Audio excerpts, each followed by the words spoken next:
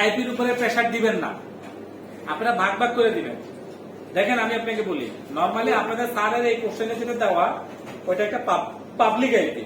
আমি আপনাদের স্যারকে কয়ে দিব যে ভাই এই আইপি দিও না, তাহলে আপনারা ধরা খেবেন।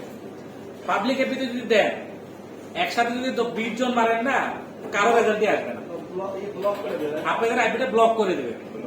কারণ আপনারা তো তার উপরে ডিডোস অ্যাটাক চালাইছেন, আর হের তো শখ আছে, কারণ হের তো এটা সার্ভিস চালাইতে হইব।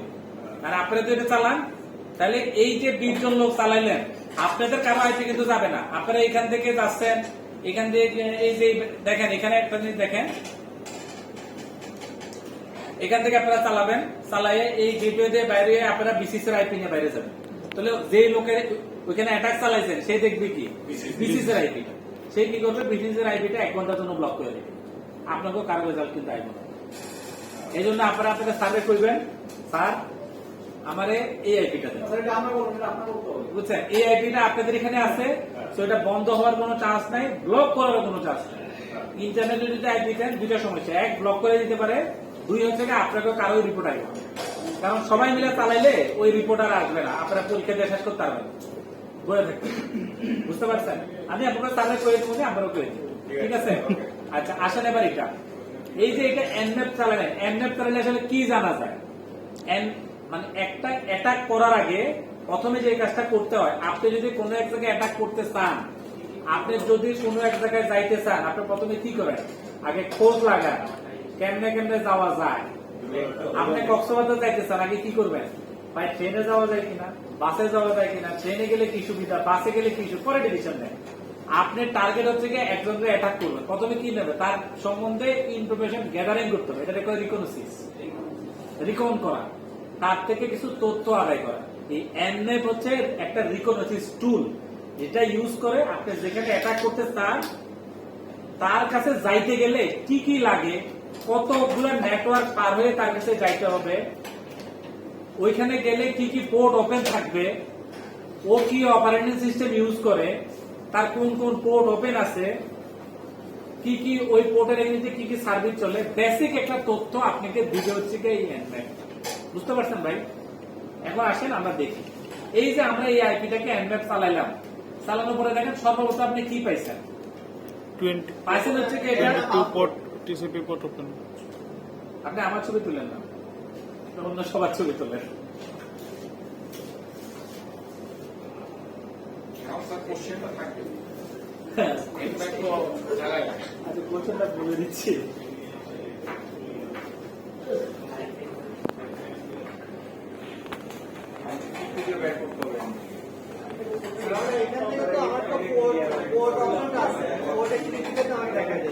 এখানে প্রথমে যে কোশ্চেনটা আছে সেটা হচ্ছে যে হোয়াট পোর্টস আর ওপেন, কি কি পোর্ট ওপেন আছে। তাহলে দেখেন এখানে কি কি পোর্ট ওপেন আছে, 22 23 80 স্যার পাশে পোর্টের মে ট্যাবটা ওপেন করে হ্যাঁ হ্যাঁ হ্যাঁ হ্যাঁ এখানে দেওয়া হবে। পোর্টগুলো ওপেন। আচ্ছা দেখেন এই চারটা পোর্ট আপনারা ওপেন পাইছেন। তাহলে পোর্টের নাম কি? 22 23 80 আর এটা। তো 22 কি চলে? এসএসএস চলে। এসএসএস এ দেখেন আপনারা কি পাবেন, কোন ভার্সন চলে সেটা পাইতেছেন। 23 নম্বর পোর্ট হচ্ছে টেলনেট, টেলনেটের কোন ভার্সন চলে, 80 পোর্টের কোন ভার্সন চলে, এইচটিটিপিএস এর কোন ভার্সন আপনারা পাইছেন। তাহলে 1 নম্বর কোশ্চেন আপনাদের আনসার শেষ। পোর্ট 3 এর ভার্সন তো নাই স্যার। হ্যাঁ পোর্ট 3 মানে এইচটিটিপিএস ভার্সন তো না থাকলেও সমস্যা নেই। এর নিচেও আরো কিছু পোর্ট আছে যেগুলো ওই যে কালার আছে। কোনটা? আপনাদের এখানে নাই, আমাদের ফিল্টার। না না এখানে নরমালি দেখেন এই পোর্টের এক্সেলেন্সটা 3 ভাবে দেখবেন।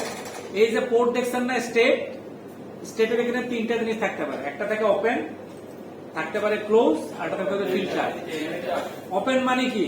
ওপেন মানে হচ্ছে কি আপনি এই পিসি থেকে ওই পিসিতে এই পোর্টটার সে ভাবছে এই পোর্টটা ওপেন, সে রিকোয়েস্ট পাঠাইছে, রিকোয়েস্ট পাঠানোর পরে ওই এই সুইচ থেকে সে রেসপন্স করে কইছে যে আমি ওপেন আছে। তাহলে বোথ ওয়ে কমিউনিকেশন হয়েছে, কনফার্ম করা হয়েছে দিস ইজ ওপেন। বুঝছেন? যদি ক্লোজ থাকে, মেশিন এর কাছে রিকোয়েস্ট পাঠাইছে, রিকোয়েস্ট পাঠানোর সে কি করে, এই মেশিন যতগুলো পোর্ট পৃথিবীতে আছে সবগুলোতে রিকোয়েস্ট। কয়টা পোর্ট আছে পৃথিবীতে বলেন? স্ট্যান্ডার্ড পোর্ট আছে 0 থেকে 1023 পর্যন্ত। এটাতে স্ট্যান্ডার্ড পোর্ট, যেমন 22 এসএসএস এর পোর্ট, 23 টেলনেটের পোর্ট, 80 এইচটিটিপি এর পোর্ট, এসএমটিপি 25 নম্বর পোর্ট, পপ 3 110 পোর্ট। এটি হচ্ছে গিয়ে স্ট্যান্ডার্ড পোর্ট। ঠিক আছে ভাই? 1024 থেকে শুরু করে 21000 সামথিং পর্যন্ত হচ্ছে গিয়া রেজিস্টার্ড পোর্ট। রেজিস্টার্ড পোর্ট বুঝেন? বড় বড় কোম্পানিগুলো কিনা রাখছে। ওরাকলের পোর্ট কত? 1521। এটা সে কিনা রাখছে। ওই কোড শুধু তার জন্য। মাইক্রোসফট এসকিউএল সার্ভারের পোর্ট হচ্ছে গিয়া 1433। এটা কিনা রাখছে। সুইচে প্রিন্টার ইউজ করেন আমরা অফিসে, প্রিন্টারের পোর্ট 9000, 9001, 9002, 9003, 9005। এর এডি কিনে রাখছে।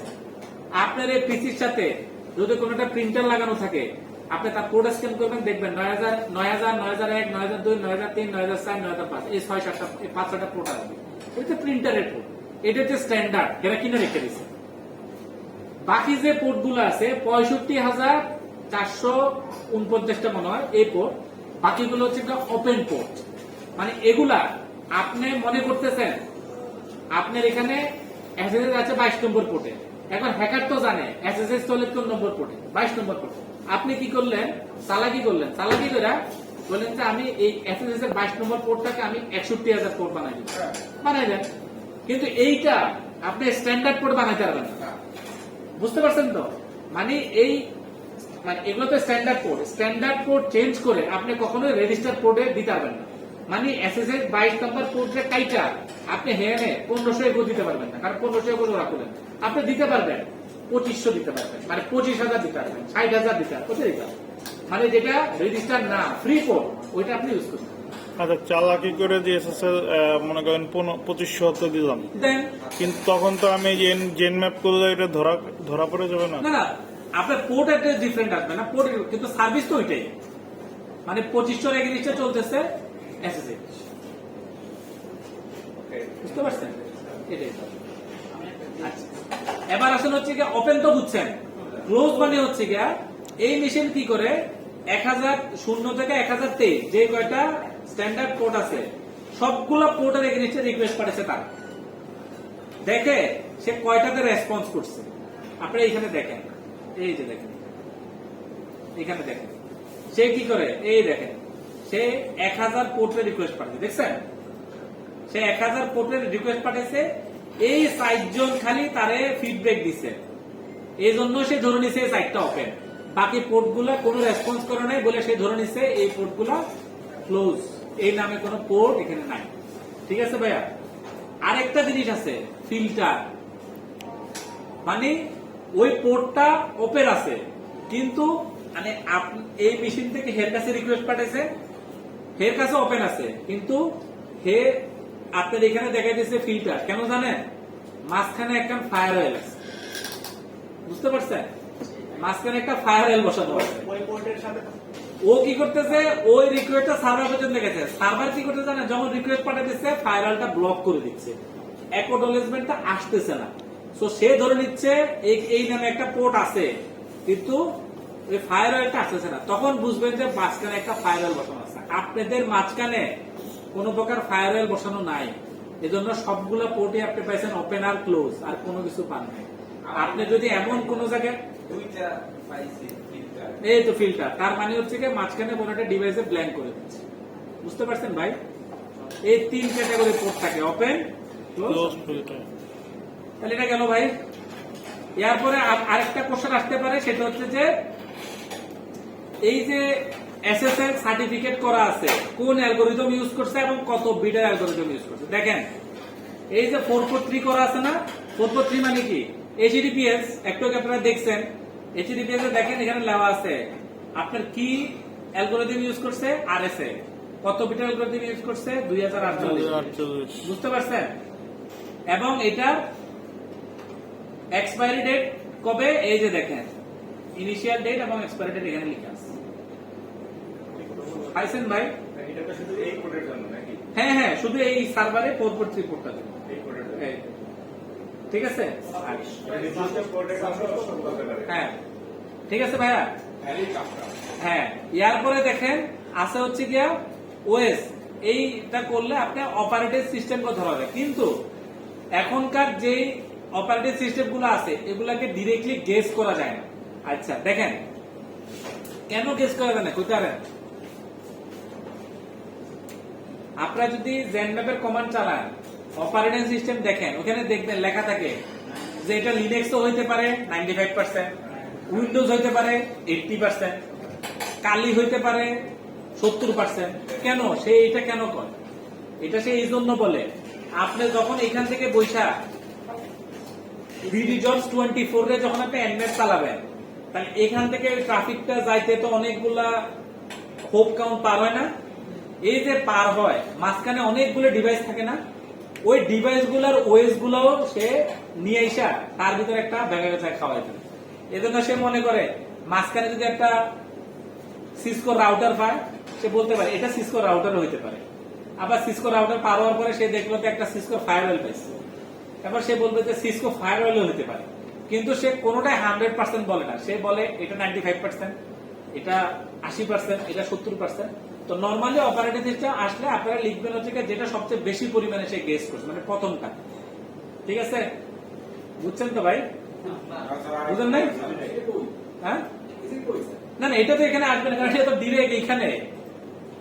আপনি যখন দূরে যাবেন তখন আসবে, এখানে কি পার্সেন্টেজটা দেওয়া থাকে? ওইখানে পার্সেন্টেজটা দেওয়া থাকে। এটা বেশি পার্সেন্ট হ্যাঁ, এইখানে তো আপনার থেকে ডাইরেক্ট এখানে চলে এসেছে। ভাইয়া বলেন। হোস্ট ডিটেইলে গেলে পরে অপারেটিং সিস্টেম দেখাচ্ছে। হ্যাঁ দেখাবে তো, এই যে হোস্ট ডিটেইলসে গেলে এখানে অপারেটিং সিস্টেম দেখাবে, যে এখানে আছে। এই যে ওএস,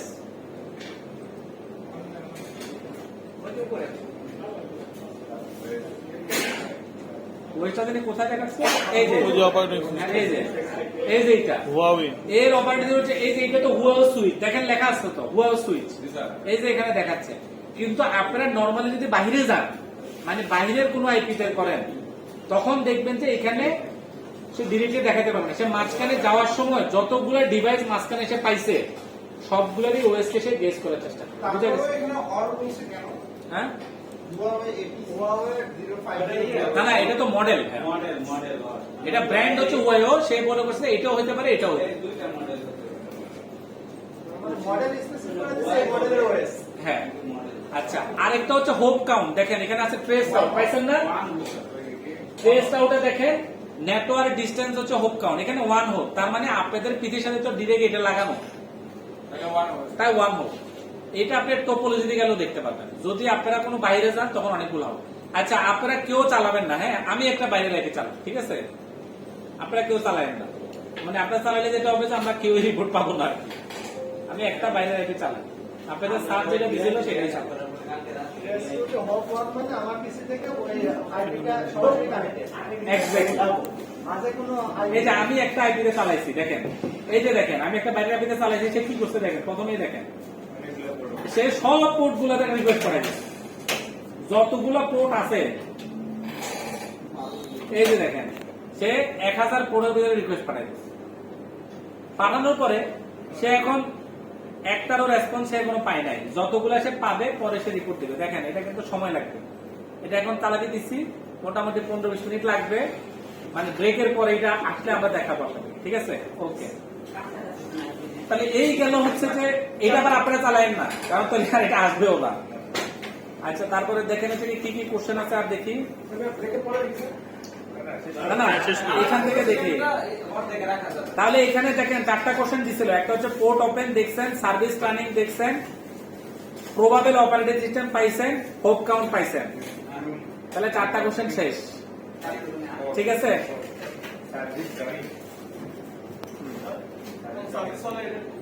এই সার্ভিস দেখছেন না, এসএসএইচ এর ভিতরে এসএসএইচ, টেলনেট, এগুলো তো সার্ভিস। সাবমিট করবো কোথায়? ইয়ারটা থেকে ওদের ওটা আপনাদের স্যার আপনাদেরকে বলে দিবেন, ঠিক আছে? মোট কয়টা কোশ্চেন? আচ্ছা, 5টা ভাইয়া, আরেকটা আছে, আরেকটা ব্রেকের পর। না না, জেনমেট থেকে একটা, ভাইরাস প্রো থেকে একটা, তারপরে হচ্ছে এসএসএল সার্টিফিকেটের একটা, 3টা। সার্টিফিকেটের থেকে কোশ্চেন সেটা কি আমরা জেনারেল থেকে অ্যান্সার করতে পারবো? আপনি যদি তথ্য পেয়ে যান আপনি করবেন, সমস্যা তো নেই।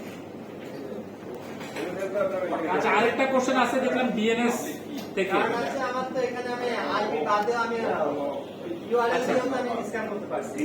আমরা ব্রেকের পরে এসে এই লগ নিয়ে একটু পড়াশোনা করি। ঠিক আছে ভাই? ঠিক আছে। আচ্ছা ওটা।